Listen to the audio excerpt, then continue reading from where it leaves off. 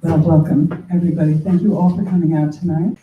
This is the first of 3 events for this book. So tonight's the official book launch. Tomorrow from 4:30 to 6 at the Monroe County Public Library in the auditorium, there will be additional authors who aren't meeting tonight will be reading. And then on Saturday at Morgenstern's from noon till 2, Kalynn and I will be at a book. We're not going to be reading, but we'll be answering questions, doing a meet and greet, and we'll sell books and sign books. So please stop by and say hi. So the first person I want to acknowledge is Kalynn Bower. Can you see me?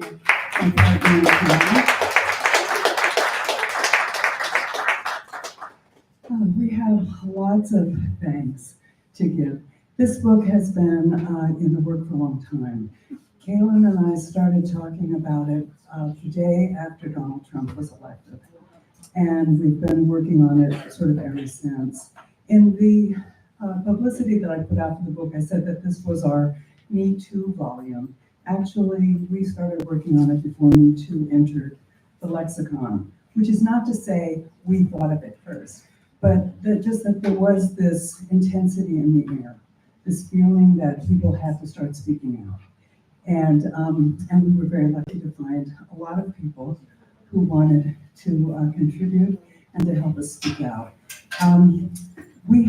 So I have lots of thanks because, as I said, even though a lot of people wanted this book, it was hard to find a home for it in a way.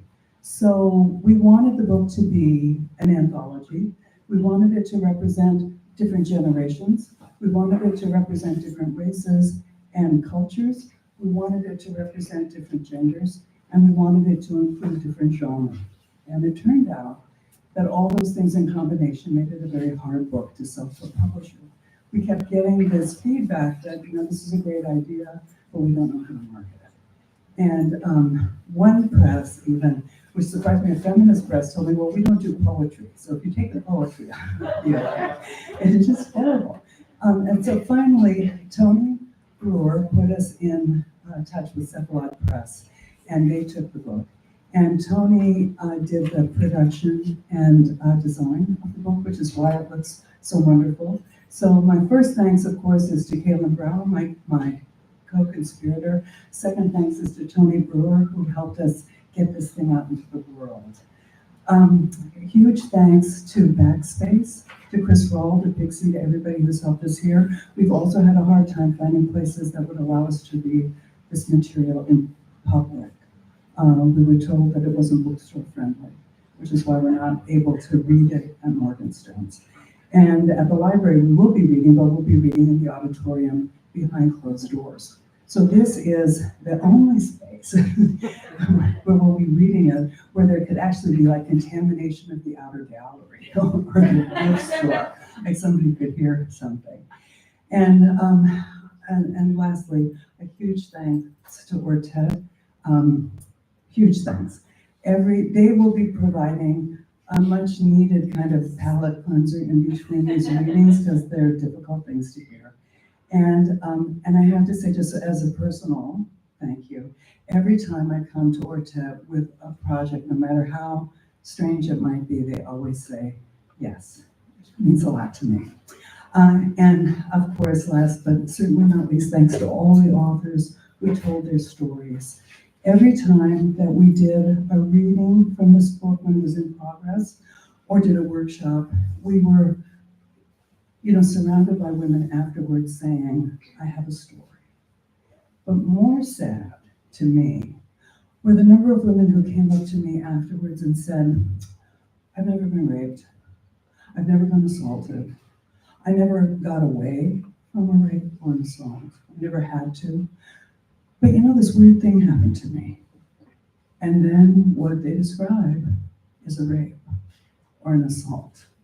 So my hope is, if enough women tell their stories, then all women will realize what they've lived through. So thank you very much. And let's start with ORTET.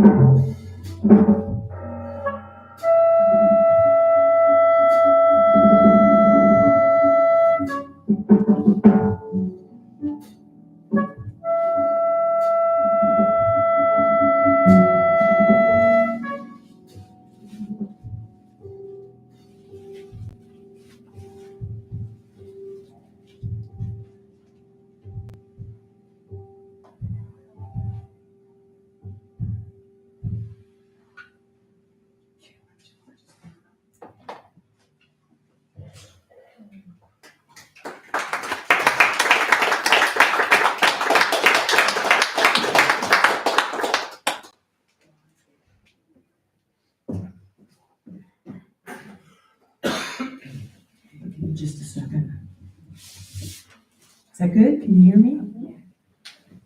I'm reading Escaping Beaver Trapper. Most of my daring and clever high school gang chose the University of Texas after we graduated public school in 1972. While they all stayed in Texas, I chose an adventure to a small liberal arts college in the Pacific Northwest. Just before our sophomore year, I rode with a carload of my friends to Austin to see what I was missing at the big university. We shared stories, my seminar dinners at faculty homes, their impersonal lecture halls of 300 or more.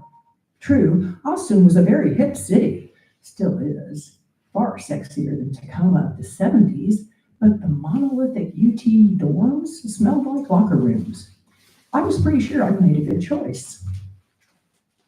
Then a light bulb went off. Maybe I wasn't so clever after all. My friends were all planning to stay in Austin for their sophomore year, which started 2 weeks earlier than my school. Meanwhile, I'd embarked on the excursion with them, a good 4-hour drive, without a plan for how I would get back to my childhood home north of Dallas. What can I tell you? At 18, I didn't plan ahead. The mantra for our time was go with the flow. I don't remember how much cash I had. It wasn't enough for bus fare. And back then, ATMs and debit cards did not exist. I knew how to hitchhike. Not that I'd ever done it before, but I figured it couldn't be that hard. Of course, hitchhiking could be dangerous, but I wasn't aware of any potential danger to the one bumming a ride. As far as I knew, any danger of hitchhiking was framed around driver safety and being careful about who to pick up. I didn't look dangerous. It was going to be easy for me to get a ride. A friendly old truck driver said he could take me as far as Waco, so I grabbed my rucksack, waved goodbye to my friend Charlie, who volunteered to get me started, and hopped up into the cab. The weathered cowboy on wheels spit chew. That's a disgusting habit. Otherwise, the drive was boring enough, and before we made it to Waco, the old trucker offered to help me find a ride for the next leg of my journey. He got on the CB radio, saying he had a girl who was looking for transportation to Richardson, just north of Dallas. Remember, before we all had cell phones, every trucker had a CB radio that connected him to every other trucker within a 25 to 50 mile radius, depending on terrain and weather conditions. And they all had a CB handle, a code name.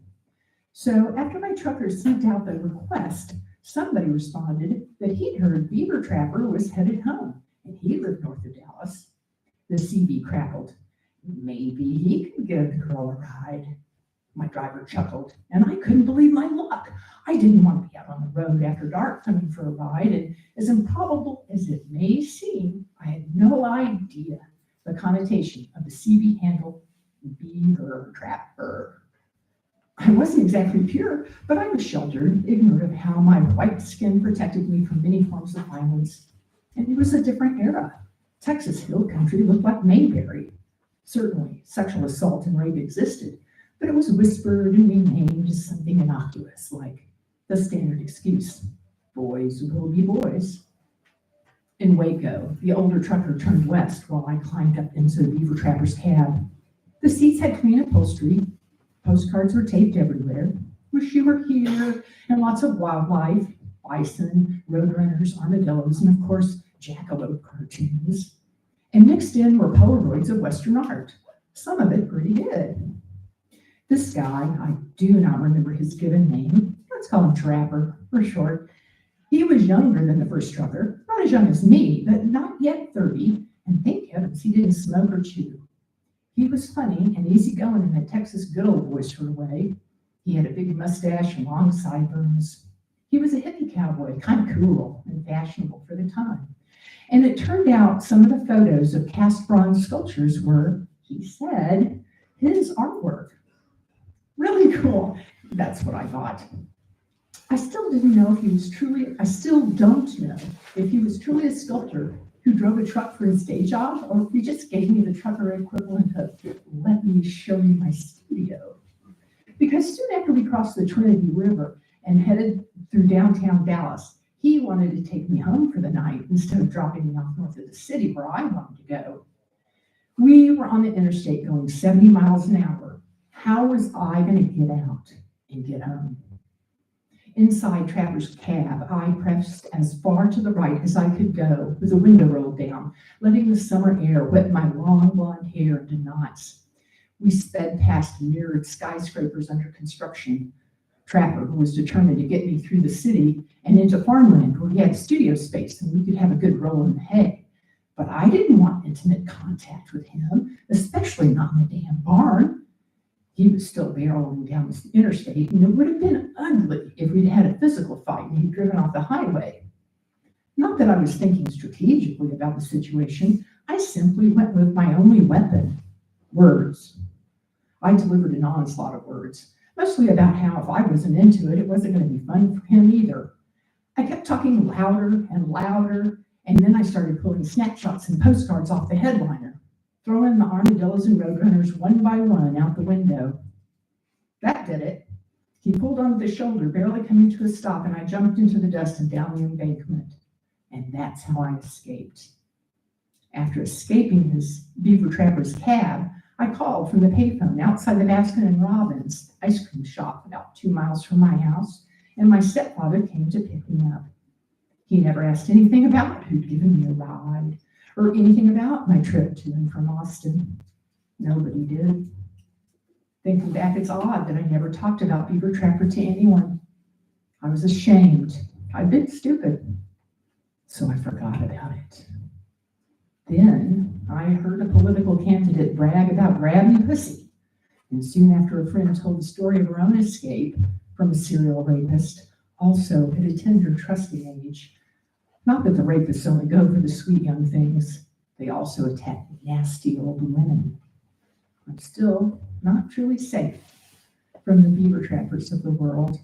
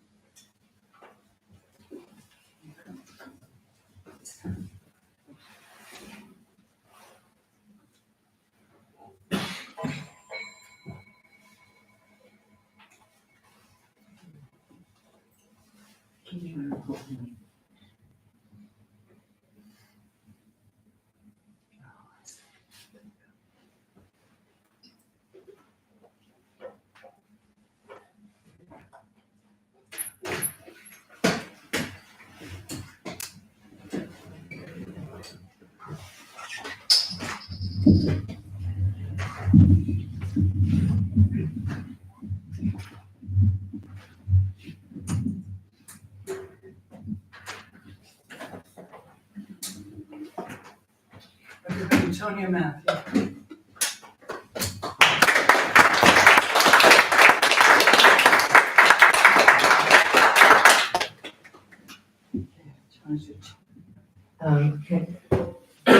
Can you hear me? Yes.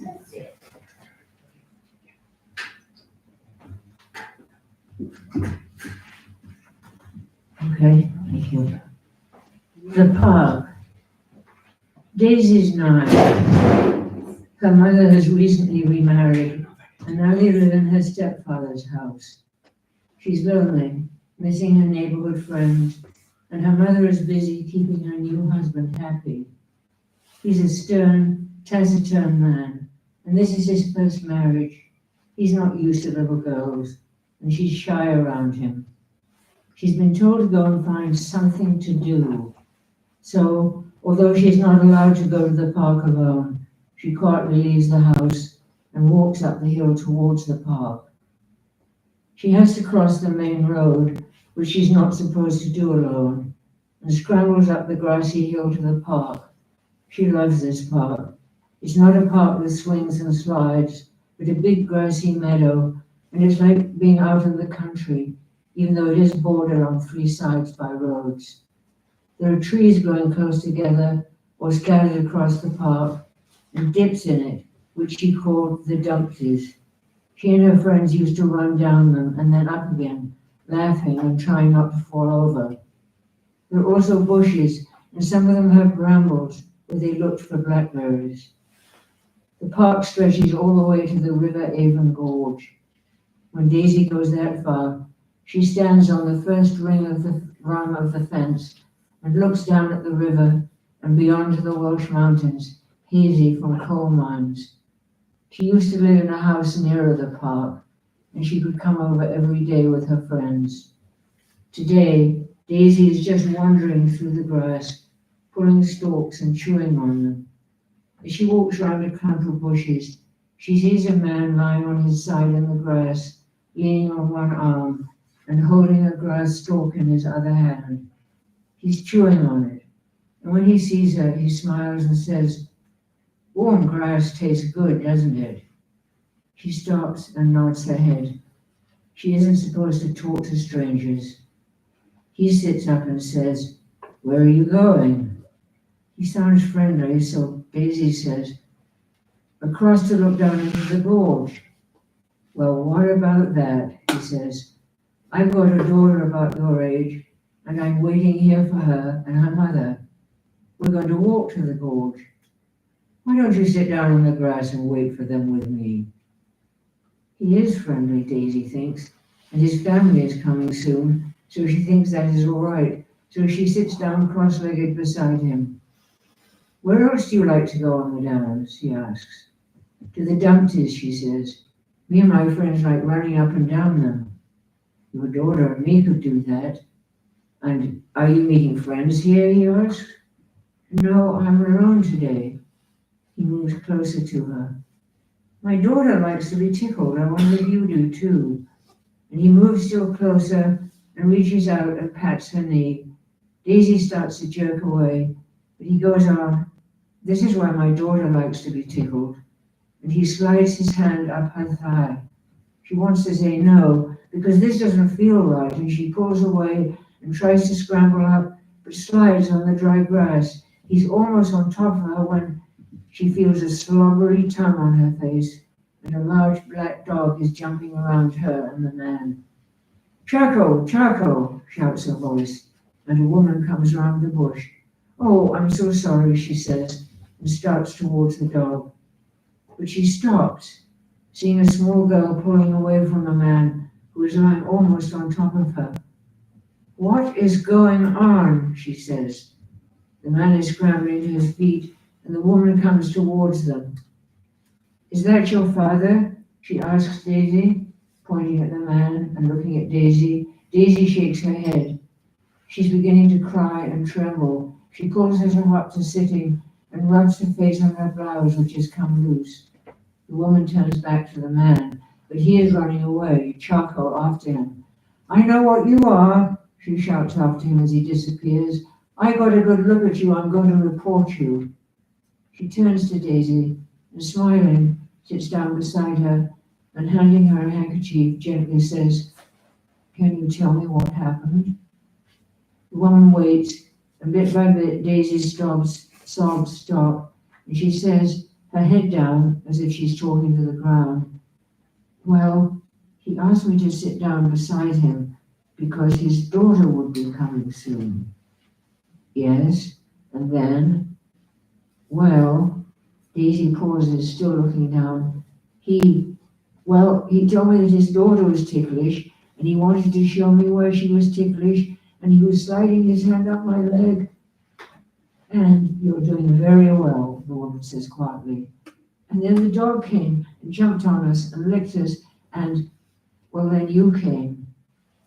Daisy bursts out crying again and throws herself against the woman, who feels that she can hold her now.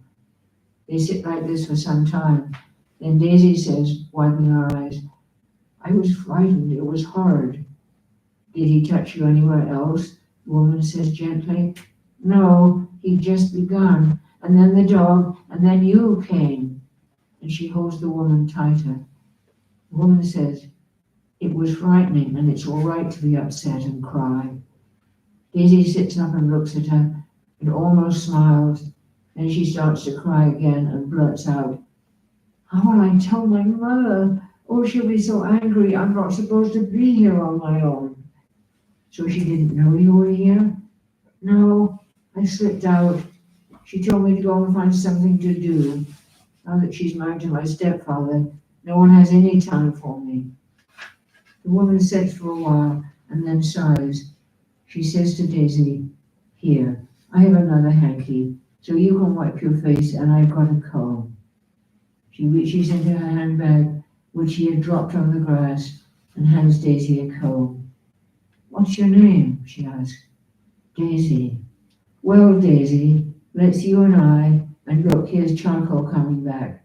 All walk to your home, and I'll help you tell your mother." Daisy blows her nose and pats Charcoal. She looks up at the woman and takes her hand. They both smile. Daisy whispers, "Thank you," and they turn in the direction of her home.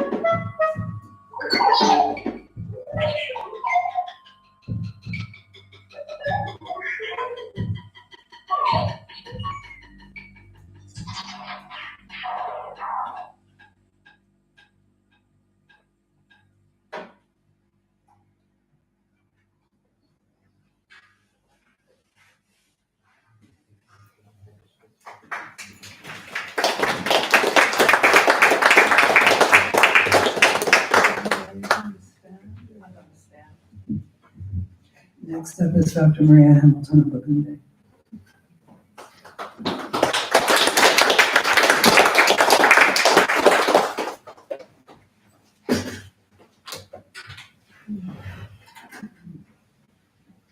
All of your beautiful faces.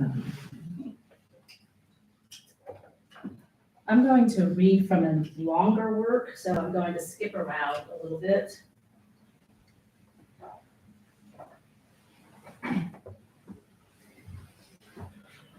I want to thank Joan and Kalynn and Tony and everybody who is here and everyone in the anthology.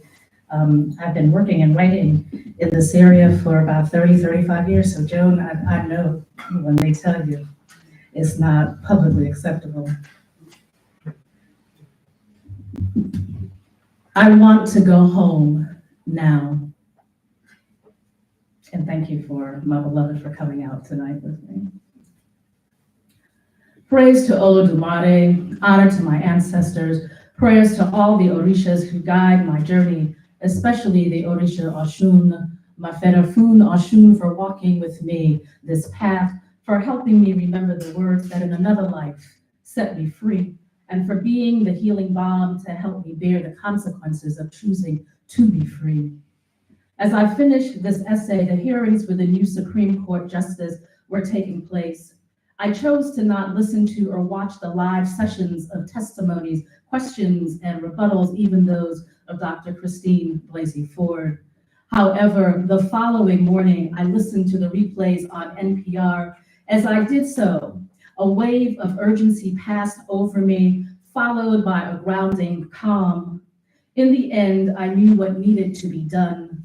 The words, believe her, believe her, believe her, came as a whisper through my back, the center of my heart chakra.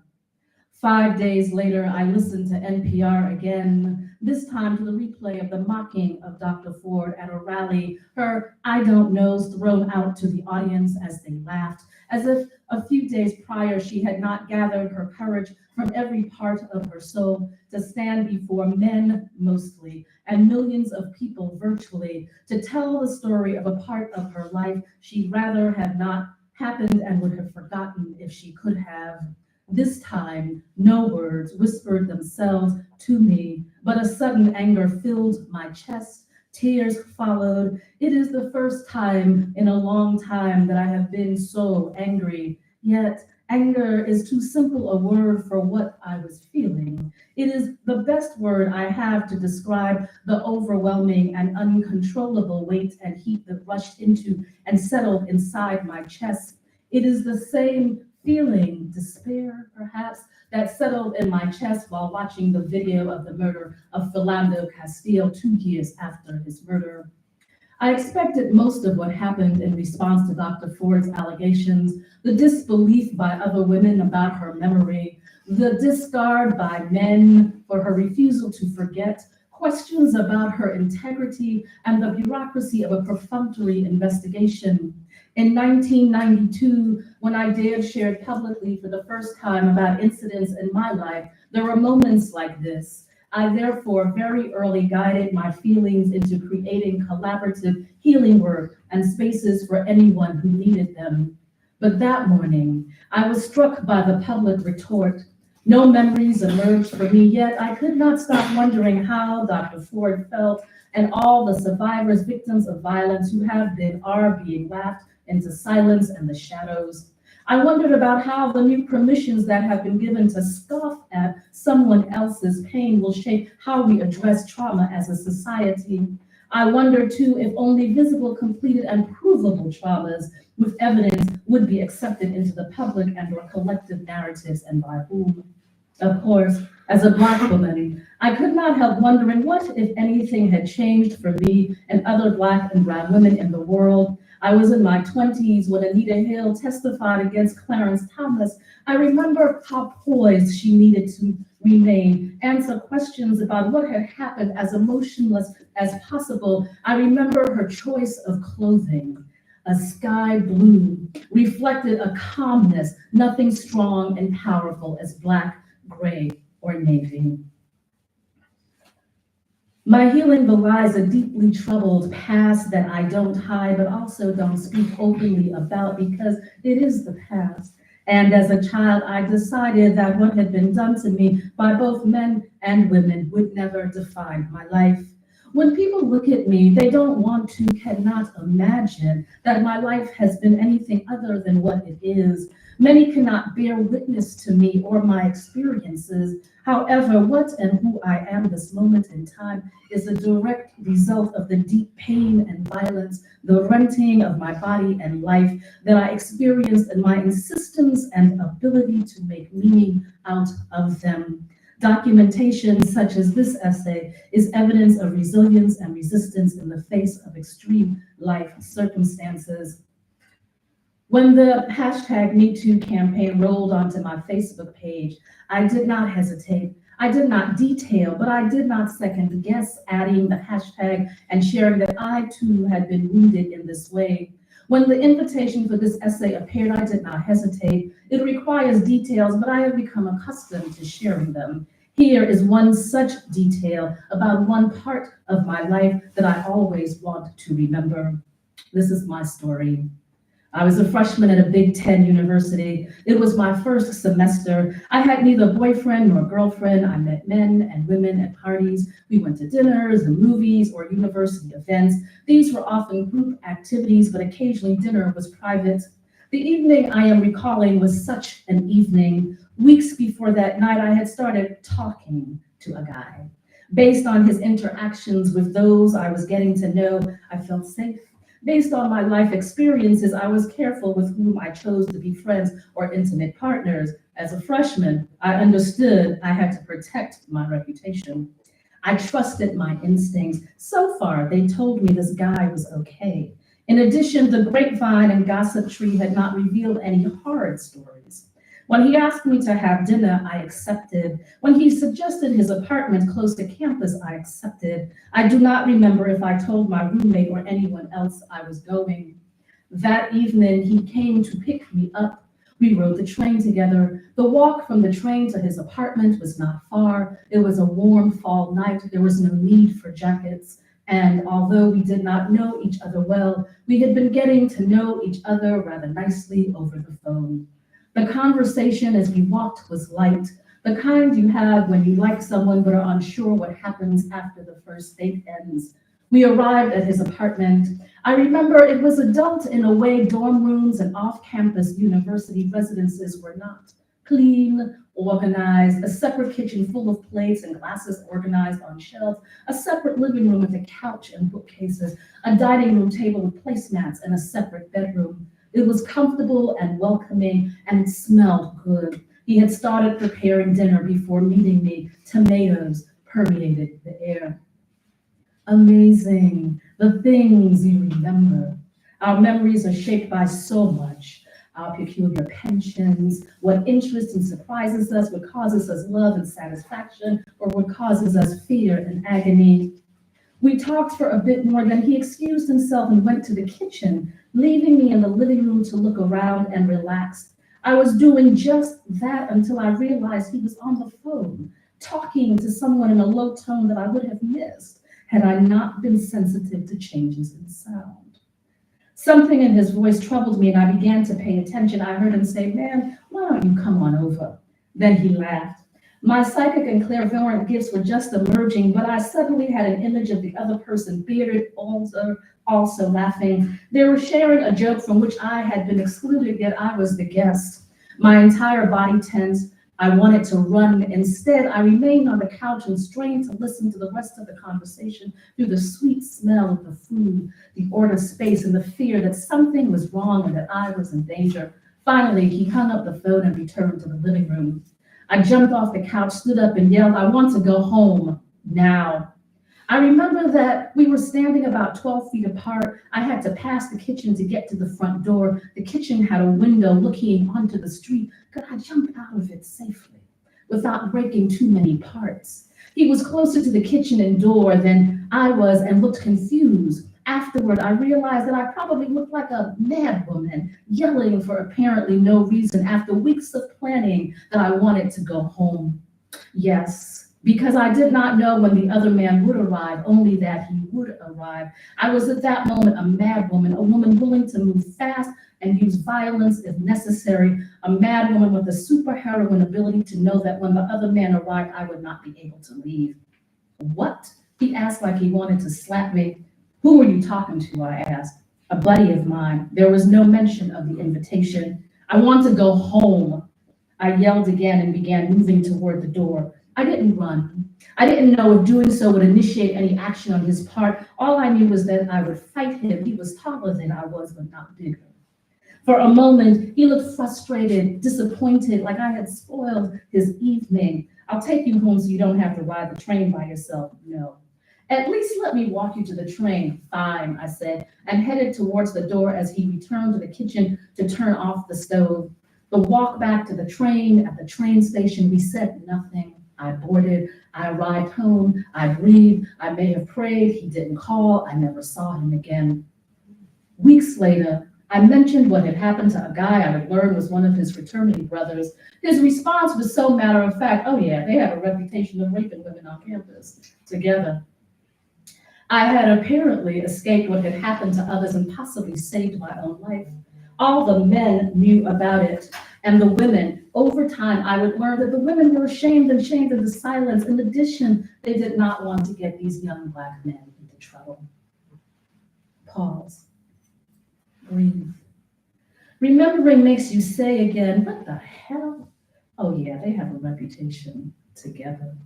It makes you remember anger and how good you were at controlling it to save your life. An art form you would perfect into a diamond-edged blade to cut your way out of anything that threatened your life.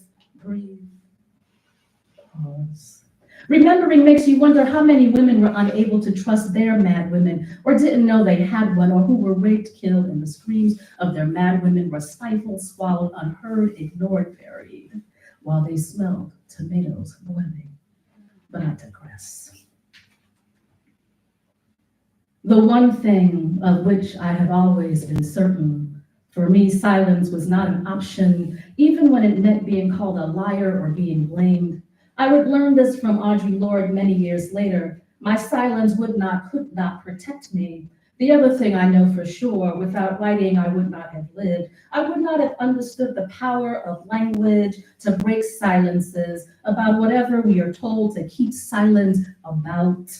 Our victimization and abuses, our family secrets, our chosen lifestyles, our loves, our desires, our dreams, our rapes, and the truth.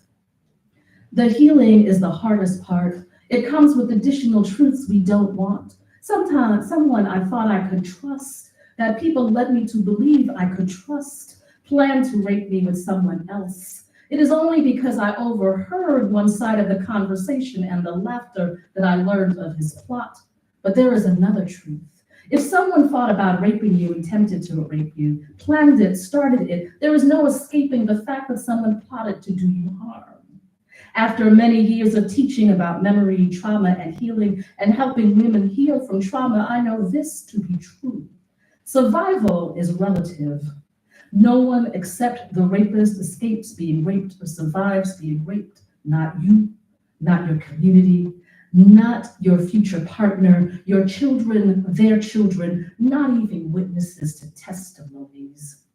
Each time we tell, read, or listen to an account, we re-experience what happened. It is as if, yes, all of us were raped again.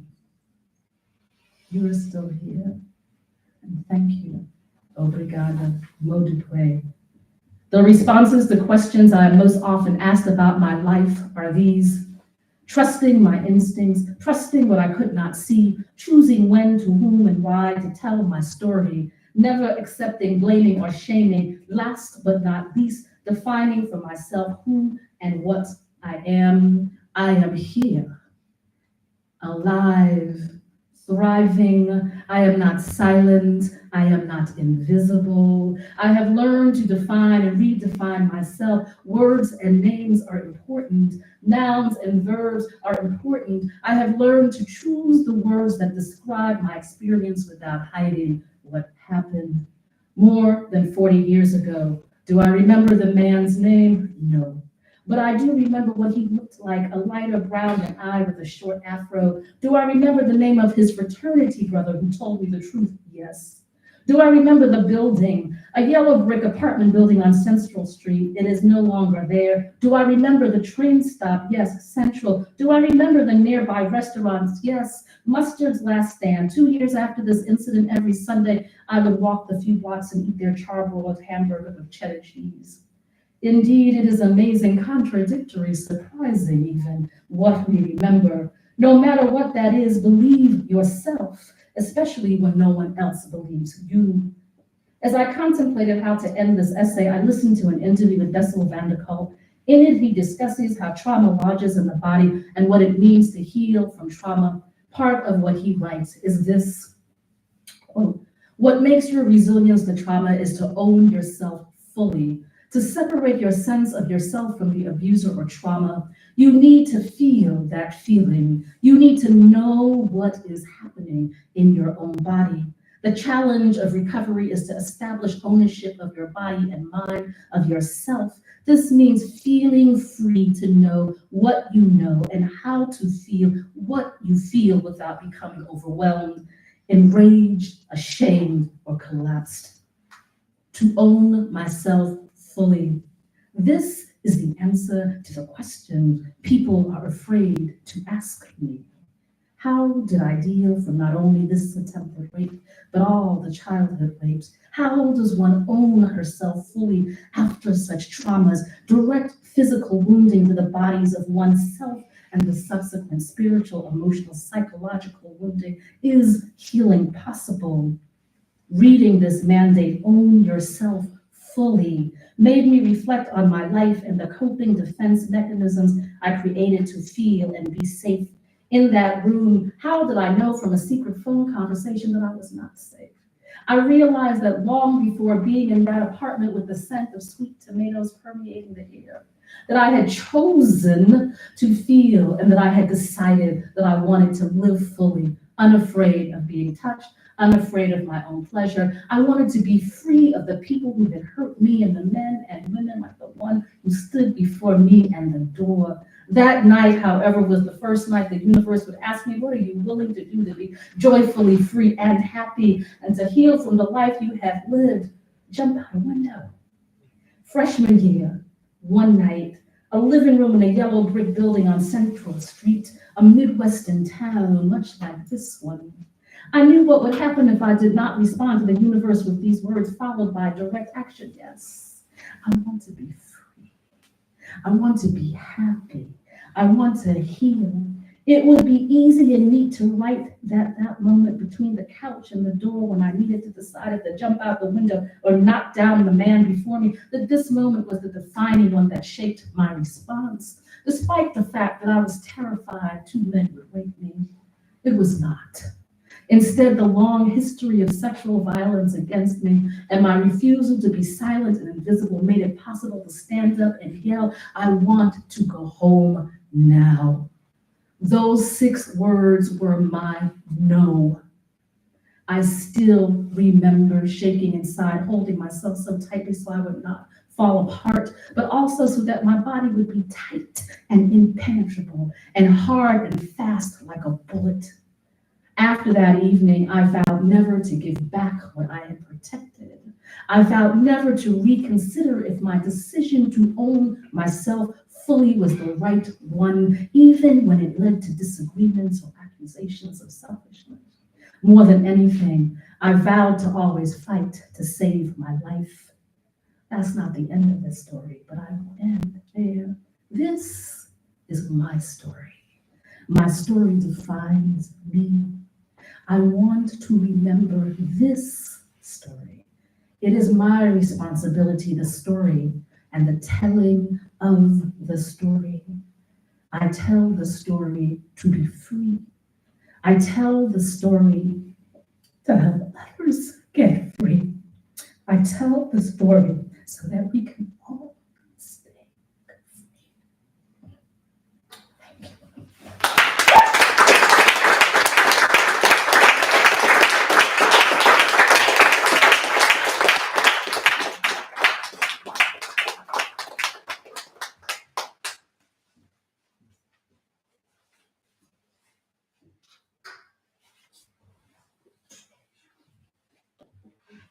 So we're gonna take a little break. Go have some wine, go have some beer at the snack table. And then when we come back, we'll recommence with ORTET. Thank you very much. Thank you to our readers.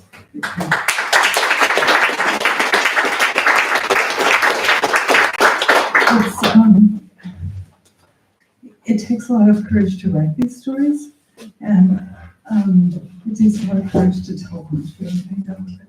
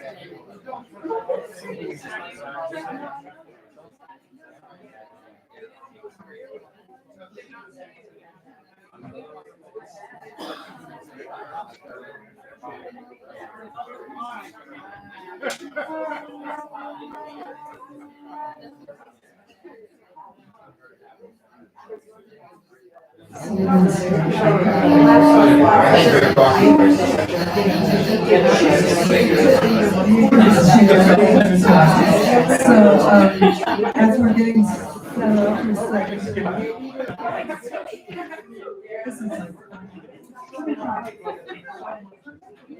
as we're getting set up for step two, I'm going to introduce ORTET. So Marty Belcher on sax, Joe and Stone on drums and percussion, Tony Brewer on sound check. Norman Hoover on keyboard and electronics. Chris Roll on turntable, feedback, electronics, all manual.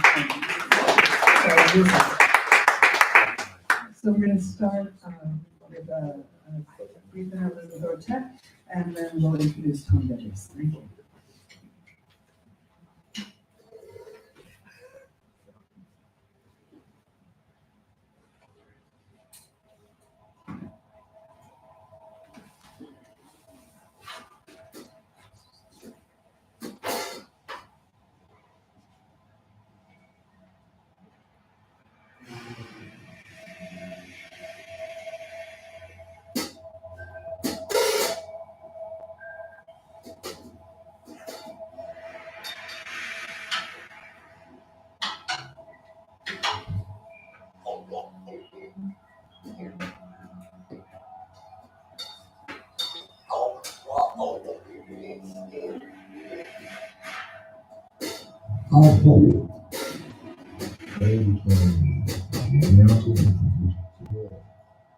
All the time.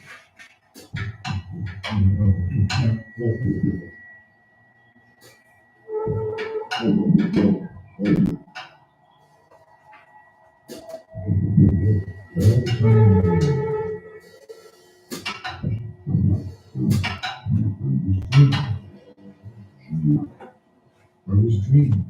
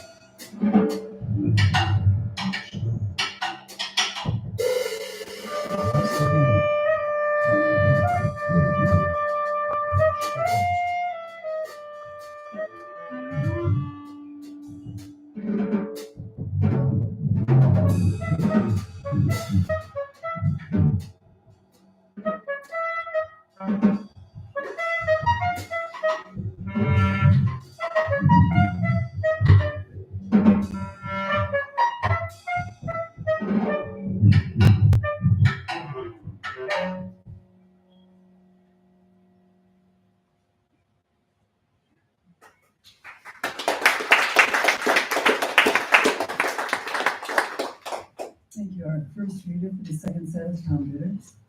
Come on.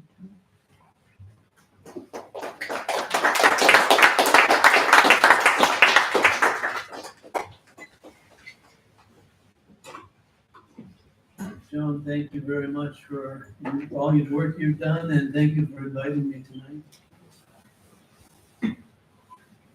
This is a work of fiction that I wrote, and as far as I can remember, it's the only one that I've ever written where the narrator is a young woman, maybe 15, 16 years old, and it's written in the first person. And I hardly ever write from a woman's perspective, but here we go. Aggie took me in, gave me a pretty red dress with short frilly sleeves, told me to go upstairs to put it on. In two of the rooms, other girls had dates, but I found an empty room at the end of the hall. The wallpaper was old, pale blue with yellow roses, peeling in places here and there. I went to the window and pulled aside the thin white curtain, tried not to listen to the sounds coming from the next room. Directly across the dusty street, I noticed the sheriff's office shared space with a general store. Down the street a ways, I could see a ragged-looking brown dog resting in front of a blacksmith's shop. But other than that, there wasn't a lot of activity in the middle of the afternoon. The mining company, where most of the men worked, was up the road a bit, and beyond that, off to the north, the Rocky Mountains rose up sharply, reminding me that I had come a long way. Right below me, I could see 3 men tying horses to the railing in front of the saloon. One of them looked up at the window, tipped his white hat to me, and I stepped away from the curtain. I thought the dress was a little tight, but Aggie said it was fine.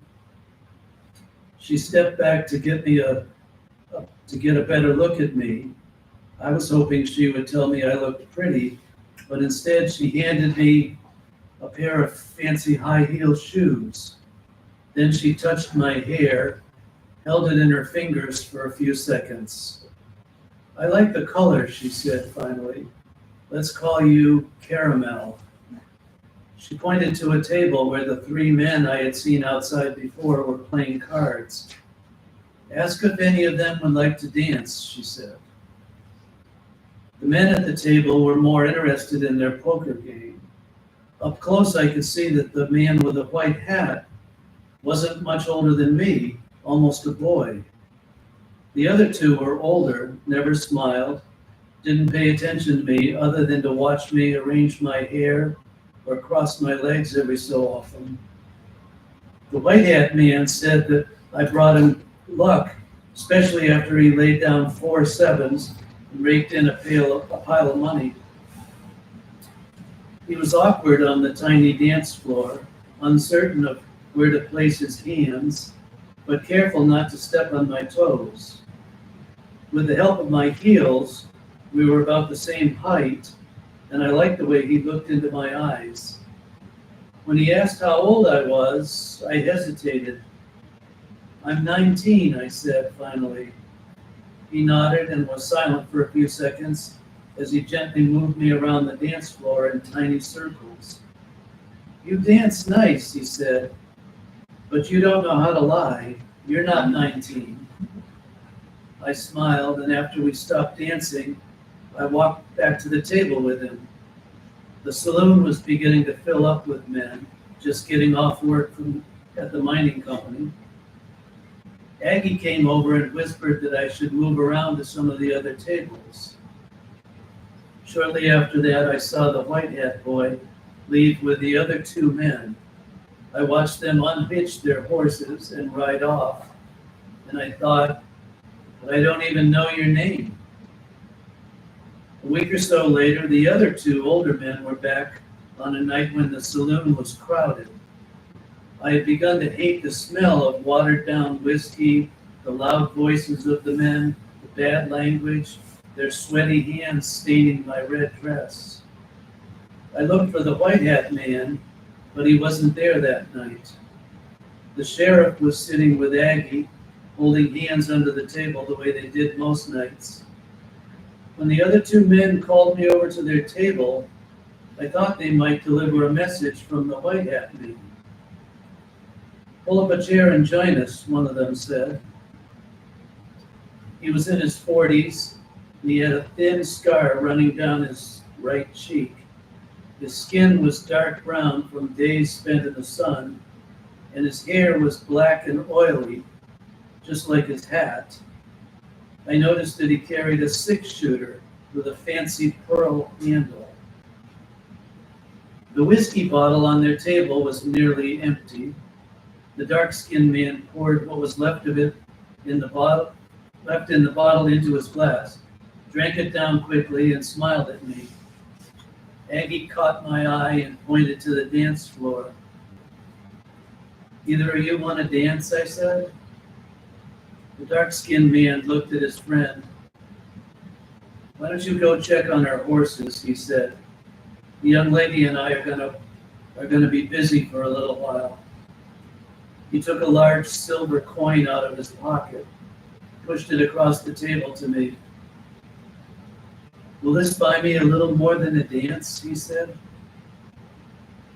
He smelled like whiskey and wet horsehair, and fully clothed, he sat on the bed and watched me undress, the gun resting on the bedspread next to him. Why do you need that? I asked, nodding toward the gun. He didn't say anything at first, as he watched me step out of my slip. Never know when it might come in handy, he said finally. Outside, I heard a gunshot and some men shouting. I started to go to the window, but the man grabbed my arm and pulled me onto the bed. I tried to push him away, but he was too strong. Just then I heard footsteps coming fast, and the second man entered the room, nodded to the other, closed the door behind him, and latched it. Before I could do anything, I felt a rough hand covering my mouth. My arms were now twisted behind my back, and I couldn't move. The second man picked up the gun and brushed my hair with it. I tried to kick him away when he started to loosen his belt, but he laughed, grabbed my foot, and wouldn't let go.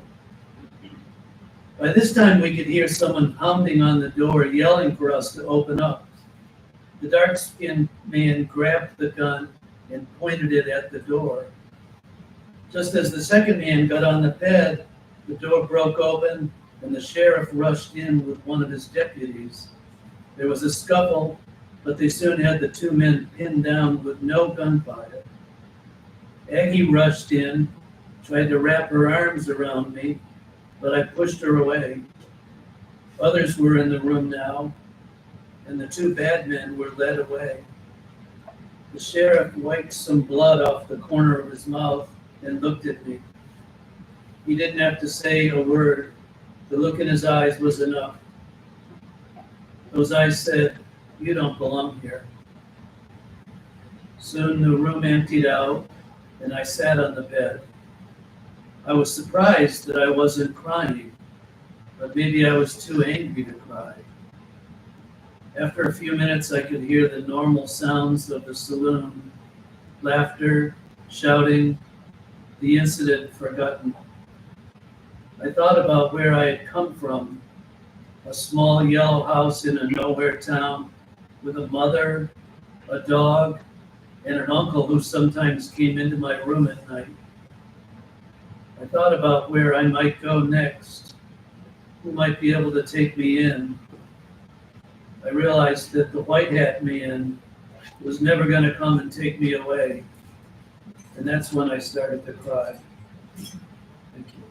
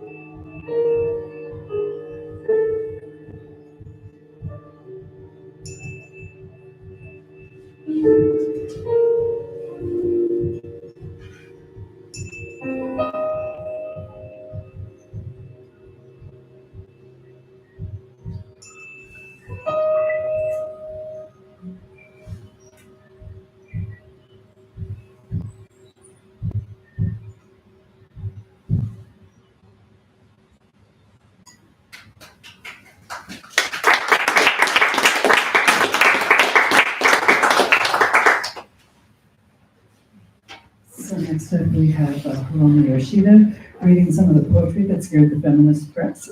And, welcome.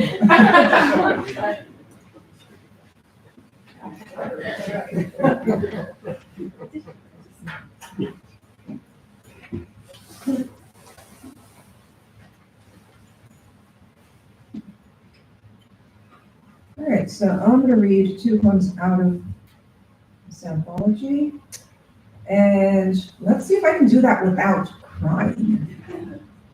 This will be challenging. The first one is an escape poem based upon my childhood experience. It's called New York City, Chinatown. Nene and I dragged heavy, weary feet down Chinatown sidewalks. Boredom skewing our colorful Macy's dresses. Summer smearing empty hands. Our busy mouths melted rice paper chewing, botan candy pulp, sticky between tiny teeth. We dawdled and waited and dawdled for Mama to determine weight of light cheese, price of ginger roots, and we loved Vigilant TV dinners, especially the frozen peas you stick on every fork line. We wanted Papa to end his endless talk of the grocery store owner in some language we didn't know behind stacks of Chinese newspapers and cigarette cartons and dried ginseng and tiger balm jars. It looked like our whiny wish would come true. We'd be entertained. When the stranger outside the store said, "Hello," with a stringy smile. Wow, he sounds like Mr. Zulu. Hey, I want to show you something. It's over there. Come on. Well, he didn't look like a boogeyman, and he didn't offer us candy. So, Nene and I trailed after Mr. Stringbean with the long hair falling into chinky eyes and the friendly American voice, striding block after block to ghastly, green-painted tenement doorway. It's behind this door. I poked cautious head around curious corner. eyes spied pint-sized Tropicana orange juice carton smashed onto dirty tile floor. Spread eagle upsweep, check nimble fingers smeared shame between dangling legs. What is your sister? Stay right here. I dared not budge from that dirty green place. Thick moths dropped in the doorway. Debris of dusk gathered beneath hairy doormats. Buzzards ate dogs. My caged heart beat, fly away, chicken coop feathers. Run away, little sister, run away from scary, yucky, chinky guy. Run back to Mom and Papa at the grocery store. Fold all thoughts away. Careful, very careful. Like today's crumpled yellow dress.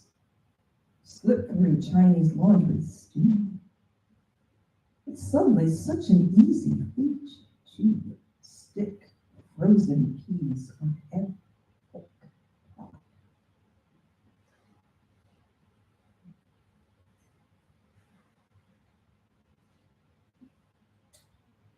Now at this point, I need to admit that ever since that experience of childhood battery, I began to stutter, and the result is, well, I've spent my entire life managing disfluency, and so every word that I can actually utter fluently is a victory for me. And reading poetry actually has helped me a lot. So yeah, it's been therapeutic. Okay, the next poem is titled, and maybe this is the one that got us into trouble from the press that didn't want feminist anti-sexual assault poetry. But anyway, it's called Indiana versus LDS. And this is a sexual assault survivor poem. Indiana versus LDS. When he stepped across the dilapidated threshold, ruptured the screened window. Did he see the scrawny girl in the woman, disheveled in sleep? No, instead he blindfolded the stars and taped the mouths of the flowers shut. I watched it unfasten his pants. Will we spend 7 years on good behavior, masturbating with the memory of how he raped me with the fantasy of consensus, pulling arms and chairs into askew positions of compromise? After all, he dug himself a cinder block hole and buried the deed with a burglary conviction. Quite euphemistic. It suddenly occurred to me that rape is redemption for woman as I read Sylvia Plath's unabridged journals among the wild lilies at the Cox Arboretum, July 2001. As Sylvia longed to be raped by the sun that killed Icarus. This was all before the done fact, 16 years before Me Too. When I accessed the information that rape was a 1 out of 4 statistic of namelessly shamed women in the United States of America. After the fall into logistical knowledge, I understood that the Monroe County prosecutor could neither touch nor mend the bruised mouths and sunken breasts of these statistical women going the hard way of memory stones, begging us to read between the squiggly lines of sex offender registries. Since then, I compulsively use the Odyssey case management system to search for updated offender information. Catatonic architectures of consensus coalescing and dissolving remind me that justice was truncated in the evacuated courtrooms of Bloomington, Indiana. Thank you.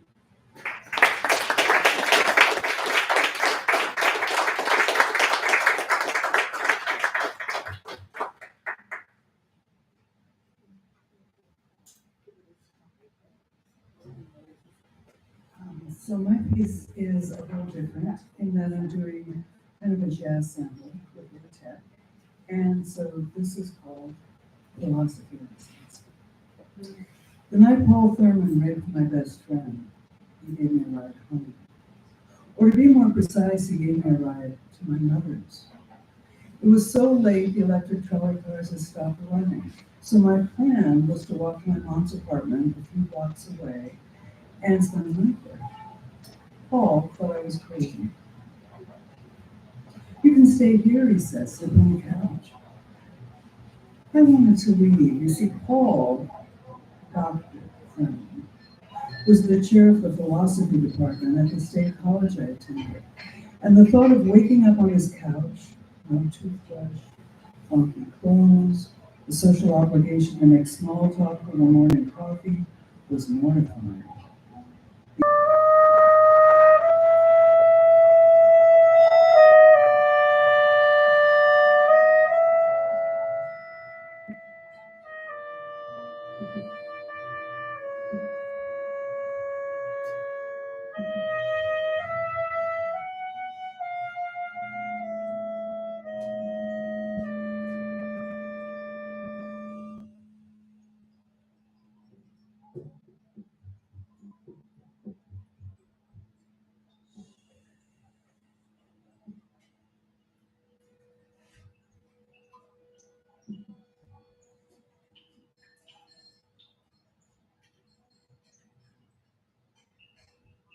When we got to my mom's, Paul double parked immediately. But when I opened the car door, he leaned over, grabbed my arm, and said, I just want you to know, I wish you'd been the one who stayed. Then with a little shove, he pushed me up and drove off.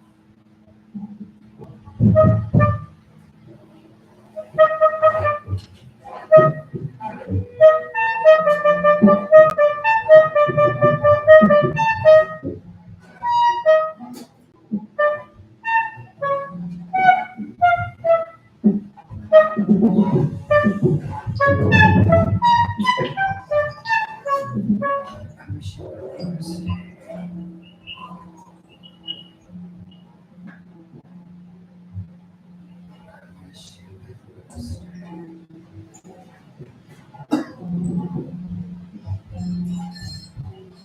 My ankle throbbed. Maybe I twisted it when he pushed me out of the car, and I limped as I walked toward the sidewalk. No, it doesn't hurt.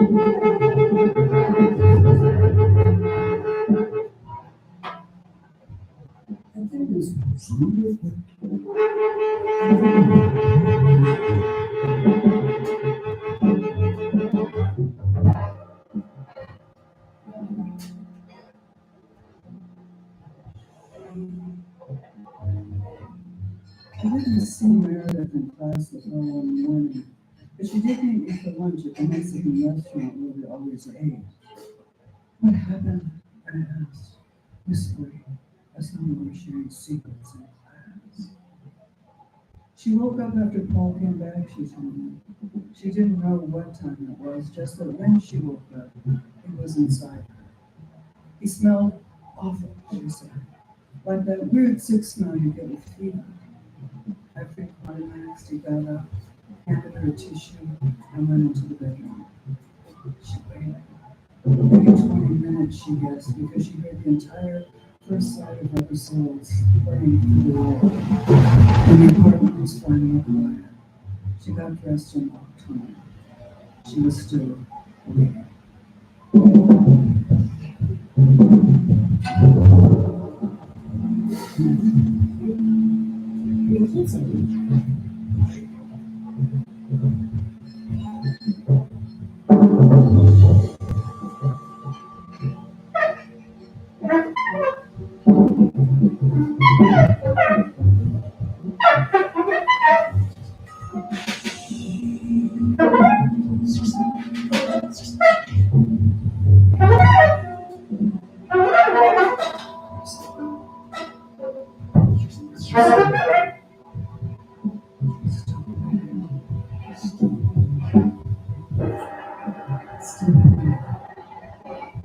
A week later, she was screwed.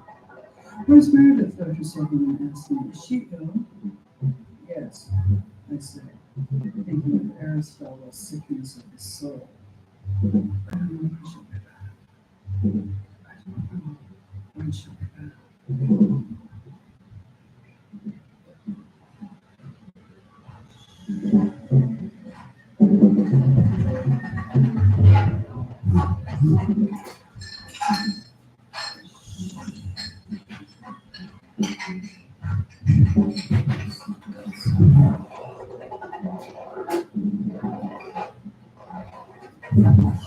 About 10 years after Meredith was relieved, I ran into Paul Thurman at Tocqueville. Berkeley's anarcho-libertarian sausage place. Cramped and greasy with newspaper clippings, Emma Goldman quotes and poetry scotch taped to the walls, it was an odd place to encounter a pre-Socratic philosophy doll and rapist.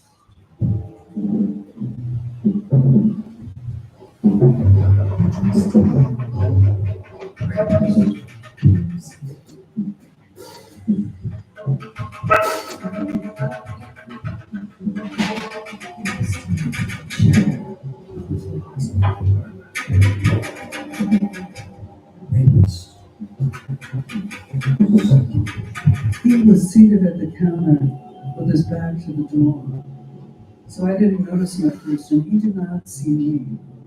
But when I gave the barman my order, he, this leather-jacketed man at the counter, sat up very straight and turned. Paul Thurman, a little heavier, a little older, shorter hair, but definitely Paul Thurman. I'd know that voice anywhere, he said, extending his hand. Warm high school reunion smile, just like we were two old friends bumping into each other after a lifetime spent apart.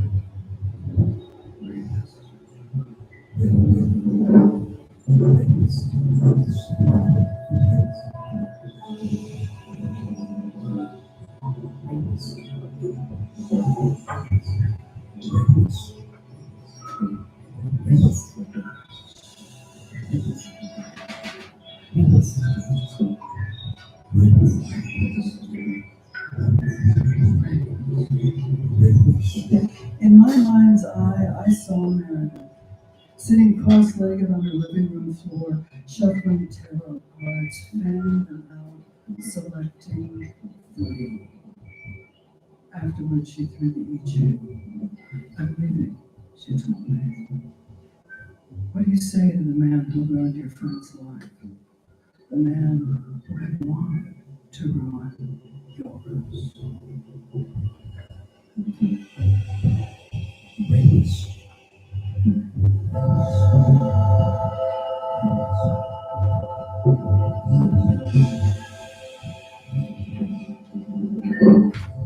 Rapist.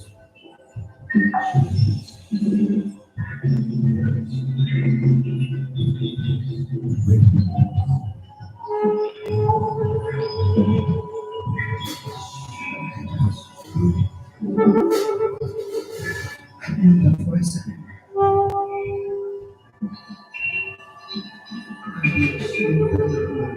mistake.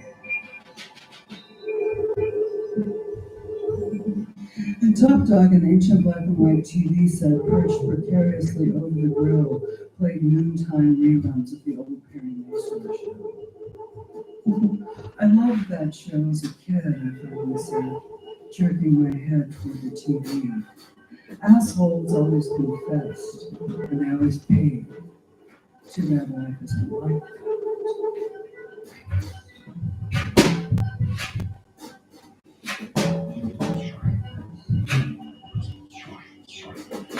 Passive aggressive, I know. But direct confrontation would have meant saying Meredith's name, hearing excuses and denials. And I thought she wanted to. I thought that's why she stayed. Or even worse, I don't remember. Listening to his side of the story, I couldn't.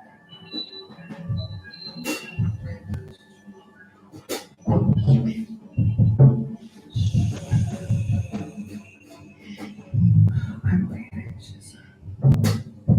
Fanning out 12 cards, selecting 3.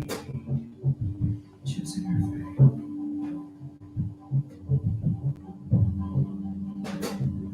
His side of the story, I couldn't hear that. What do you say? What do you say? What do you say to the man who wrote your friend's life? The man who had wanted to ruin yours? Not much, as it turns out. You just tell her story. You just tell her story.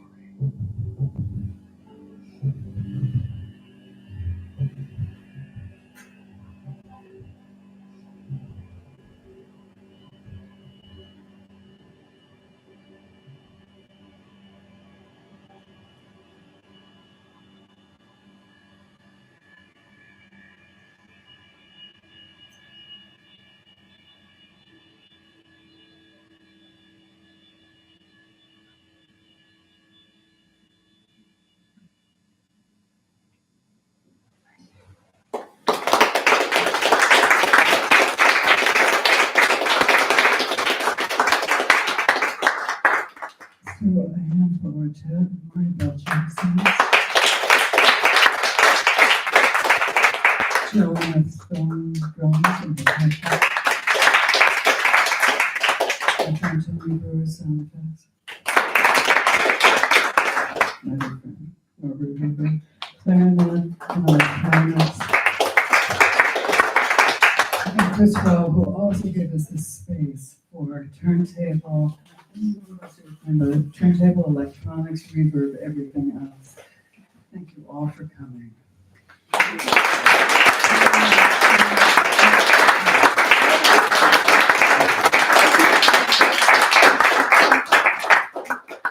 So we have books for sale out on the table. We're happy to sign if you'd like us to. And a reminder that tomorrow there'll be an event from 4:30 to 6 at Monroe County Public Library. Shana Ritter will be reading. Zilia Balkanski-Sayas will be reading. There'll be a number of other people reading who weren't reading tonight. And then at Morgenstern's on Saturday from 12 to 2, Kalynn and I will be sitting at a table all by ourselves, signing books and nattering away about what it's like to edit an anthology about rape. So please come and talk to us. Thank you. Thank you all for coming.